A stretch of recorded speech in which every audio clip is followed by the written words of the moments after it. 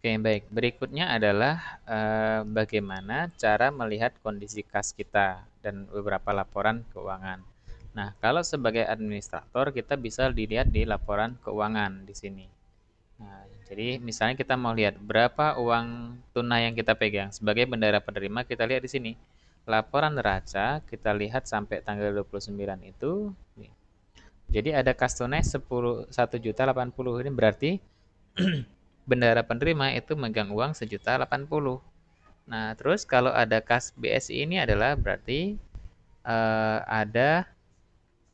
ada uang di rekening BSI sekolah itu sebesar 1.150.000, harus dicek. Ketika itu sama berarti laporannya sudah oke. Nah, itu yang pertama neraca. Berikutnya ini kalau lihat piutang ya, piutang siswa ini berarti di sini adalah jika ada piutang SPP ini di sini maksudnya adalah uang SPP yang belum dibayar oleh orang tua. Kalau ini IKS adalah piutang IKS adalah uang SPP yang belum dibayar sama orang tua. Gitu. Nah, berikutnya kalau kita lihat di laporan keuangan lagi, di sini ada laporan buku besar untuk melihat masing-masing buku. Contoh misalnya setiap kode rekening. Contoh, kas tunai itu ada 1.080.000. Kita lihat mau lihat uraiannya kas tunai 1.080.000 itu apa saja, tinggal diklik di sini.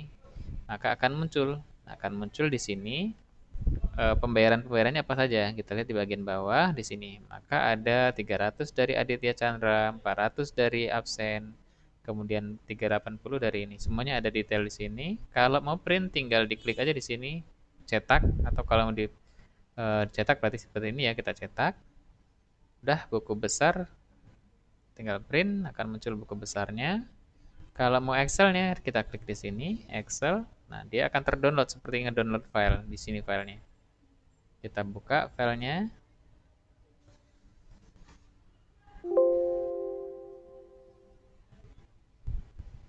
Nah, ini filenya ada di sini.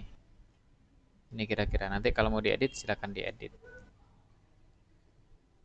Nah, kita lihat lagi, tadi ada yang subsidi. Jadi kalau ada misalnya anak guru atau memang dia mendapatkan potongan pembayaran, maka akan muncul di sini uraiannya subsidi di sini. Nah, kalau banyak yang subsidi nanti akan muncul di sini.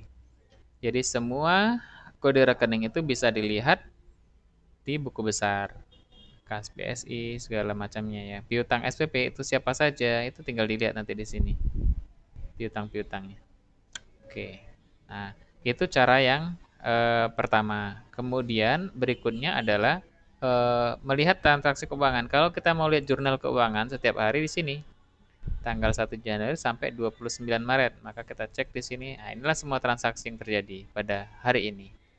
Kalau mau 29 Maret saja, misalnya kita buat Maret, di sini ada 29 Maret. 29 Maret, kita cek di sini.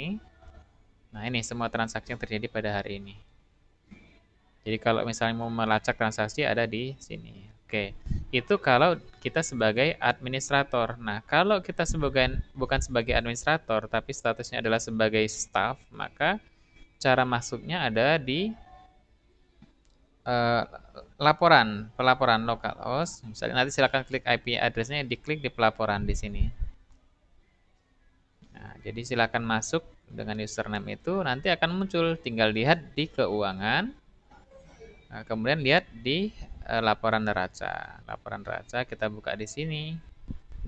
Nah, ini muncul 1.080.000 sama tampilannya dengan yang tadi. Bedanya kalau kita stop bisa bukanya di pelaporan. Kemudian kita lihat lagi misalnya di laporan buku besar itu bisa dibuka di sini. Dah, ini bisa dilihat uraiannya.